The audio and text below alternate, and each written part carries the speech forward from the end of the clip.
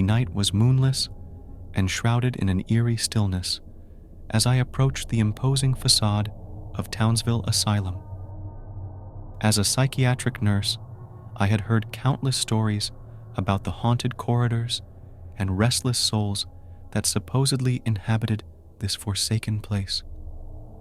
Tonight, I would uncover the truth. My journey into the world of the supernatural began when I accepted a job at this long-abandoned mental institution. I had heard the tales, the unsettling testimonies of staff who had encountered the inexplicable. Now, it was my turn to experience the horrors that lurked within these walls. The asylum had been closed for decades, but its memories lingered like ghosts in the dimly lit hallways. As I walked through the creaking doors, a chilling sensation washed over me. It was as if the building itself bore witness to the countless tragedies that had unfolded here. My duties often led me into the depths of the asylum, where the echoes of past torments seemed to reverberate. There were whispered voices, faint cries, and footsteps that had no source. One I confided in my fellow staff members, and their faces grew somber.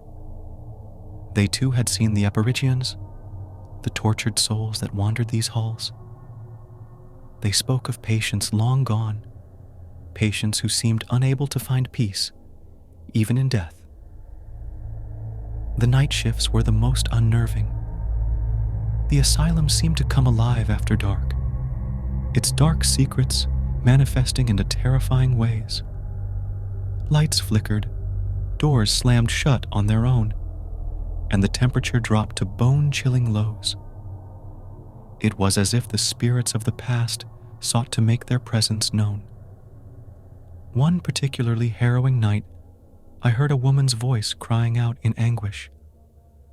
I followed the sound to the asylum's basement, a place where the most troubled patients had been confined. The cries grew louder, more desperate, but there was no one there. I was alone in the darkness, with the tormenting echoes of the past. The experiences continued, each more unsettling than the last. It became clear that the asylum was a place where the boundaries between the living and the dead were blurred. Patients who had suffered unimaginable horrors still roamed the corridors, their restless spirits unable to find solace. As I delved deeper into the asylum's history, I uncovered stories of abuse, neglect, and unspeakable cruelty. The tragedies that had unfolded here left an indelible mark on the place, a mark that transcended time and death. One night, as I stood at the asylum's entrance, a ghostly figure materialized before me.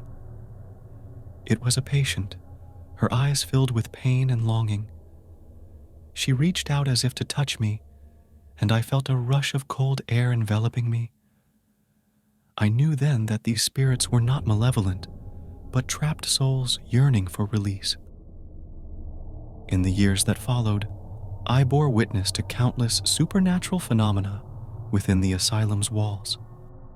It was a place where the past and the present coexisted, where the tormented souls of Townsville Asylum sought to share their stories with the living. As I stood outside the asylum, I couldn't help but wonder about the countless souls that still resided within. Their stories, their pain, and their restless spirits were a testament to the dark legacy of this place. Townsville Asylum had become a realm where the living and the dead converged, an asylum of haunting echoes that would forever linger in my memory.